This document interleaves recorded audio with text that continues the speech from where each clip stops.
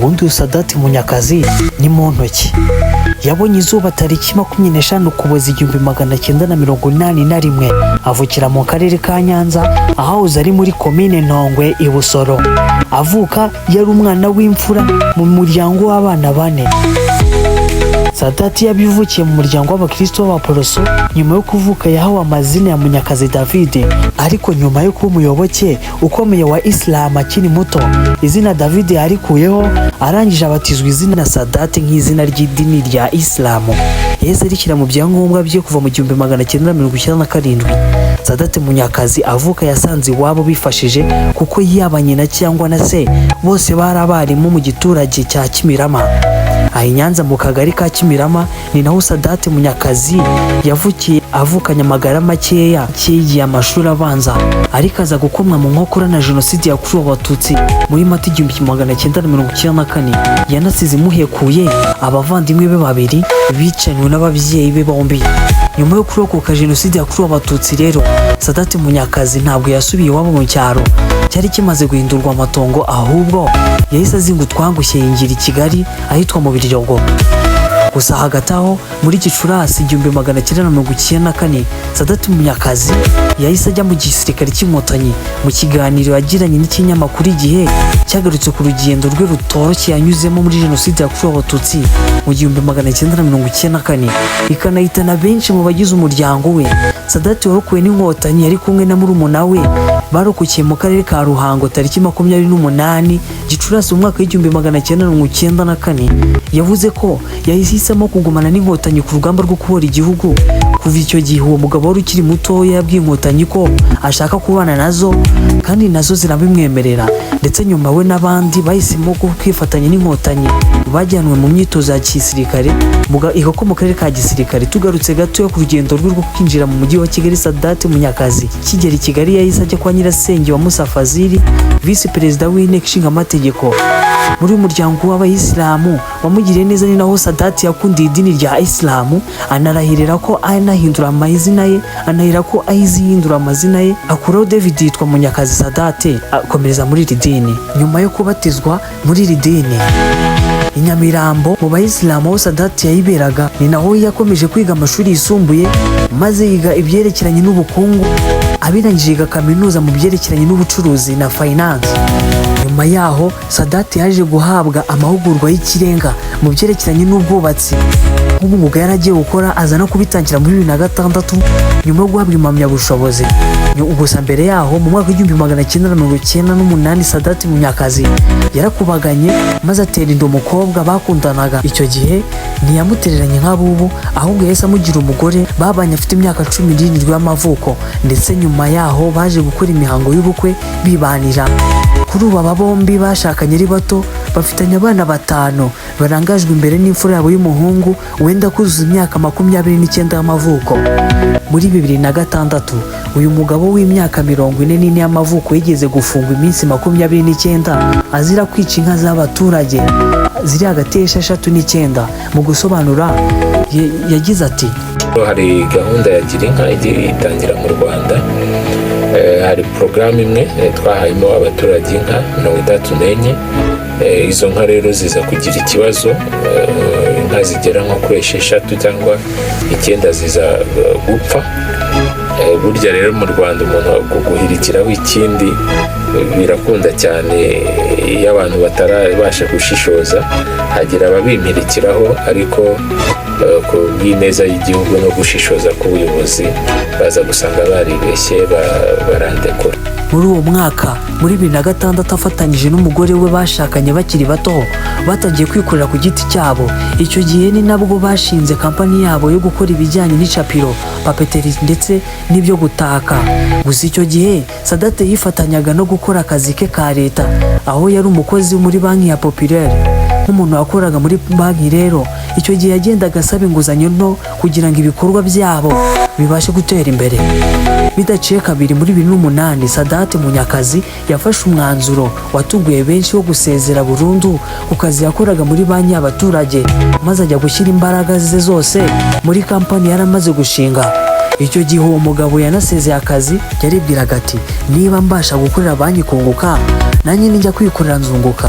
gusa nyuma y'igihe gito yo kuribwiraga kwahabanye n'uko yabanye muri bizinesi ye, kuko mu ntangiriro yahuye n'ibibazo byinshi bigera n'aho udufaranga yari yarazanye ngo tumufashe twamushiranye asigara amaramasa.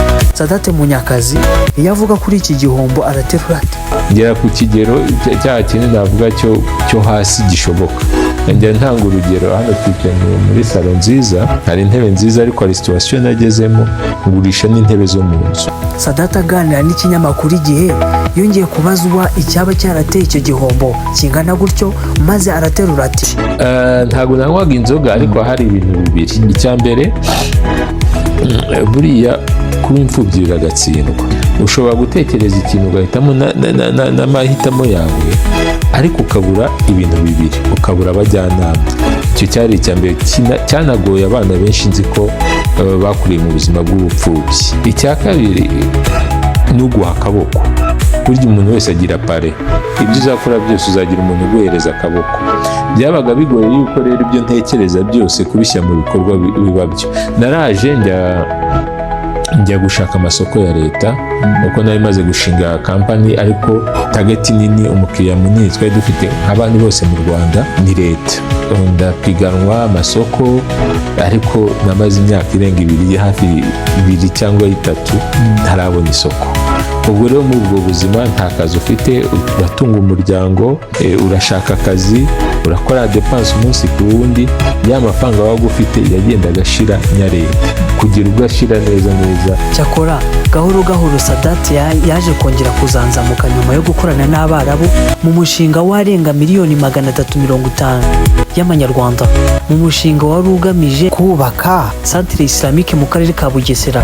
Sadate Munyakazi amaze kubaka iyo Centre Islamique yanatangiye kujya atsindira amasoko atandukanye yo kubakisha ibikorwa remezo bitandukanye, birimo kubakisha ibyumba by'amashuri mu karere ka Kamonyi, akomereza imirimo y'ubwubatsi mu turere turimo Rulindo, Ngoma, Kayonza n'ahandi. Ibi bikorwa rero ni nabyo byamufashije guteza imbere kampani ye yise Karame Rwanda, kuri ubu iri mu zikomeye hano mu Rwanda. Muri 2024 iyi kampani yinjize arenga miliyari 3 na miliyoni 500 mu manyarwanda, mu gihe mu mwaka wari wabanje mu 2023 yari yinjije arenga miliyari 2 na miliyoni 900 mu mafaranga y'u Rwanda. Mu kiganiro aheruka kugirana n'ikinyamakuru Igihe, Bwana Munyakazi Sadate yavuze ko agereranyije kuri ubu umutungo we wose ubarirwa muri miliyari 10 mu mafaranga y'u Rwanda, ubwo ni miliyoni 10 z'idolari. Nyamara nubwo afite umutungo ungana utyo, ntabwo yereka abantu kwita umukire, ko hari byinshi atarageraho. Mu magambo ye kuri iyi ngingo akunze kwivugira ati umunsi nzaba mbarirwa muri miliyari y'amadolari nzatangaza ko ndi umukire. Uyu muherwe ukunze kumvikana avuga ko nta muntu arahemukira. Iyo mubajije ku birebana n'ibintu atunze bihenze kurusha ibindi, akubwira ko birimo inkweto yaguze arenga 800 by'amanyarwanda, akagira isaha yambara ku kuboko yaguze arenga miliyoni 14 z'amanyarwanda, imodoka ifite agaciro ka miliyoni 200, ndetse n'imodoka yaguriye umugore we ifite agaciro karenga miliyoni 300 z'amafaranga y'u Rwanda. Gusa iyo uvugize ibi ubabanje gushyira ku ruhande inzu y'igitangaza yiberamo, inari y'ikibuga cy'indege zo mu bwoko bwa kajugujugu yubatse hejuru y'umuturirwa we.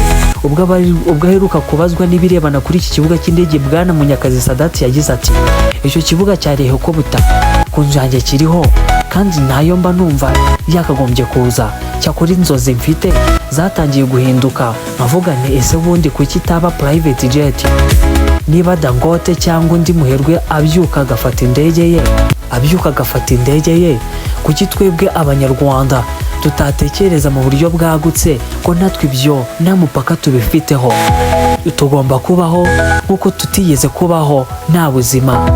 Kugeza ubu rero uyu mukire yigeze kuyobora ikipe ya Rayon Sport hagati ya 2009 na 2020.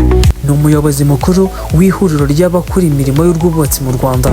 Inshingano yagiyeho muri 2024 asimbuye Dr. Nsimbuyumuremyi Alex wari usanzwe ayoboye iri huriro. Uyu muherwe uzwiho gusohokana n'umuryango we mu biruhuko bakajya kuryoshya hakurya mu mijyi nka za Dubai.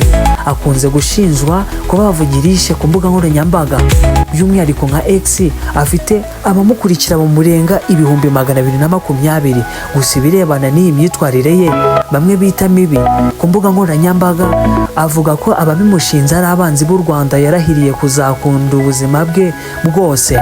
Ikiganiro cyacu cya none munyemere tugisoreze kuri iki kibazo kigira giti: ese bwana Munyakazi Sadate ko umaze kugira imyaka 40 y'amavuko ukabona byiruye abasore n'inkumi, ubona ari akahe kazi uzaba ukora mu myaka iri imbere?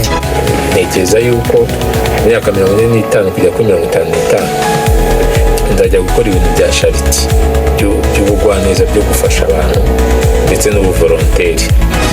Nkavuga ngo mu myaka yanjye y'ubuzima mfashemo 10 yo kujya gukorera abantu, guha abantu neza, bahaye byiza, ajya gufasha nk'ubuvolonteri, niba hari icyo nafasha imiryango yifasha nkakorana nabyo. Ni nuko nsoje ikiganiro cya none. Nitwa Bizimana Dani, iyi ni Narrated TV. Mukomeze muturebe kandi mudukunde, kanda subscribe kugira ngo ukomeze wubake umuryango mugari wa Narrated.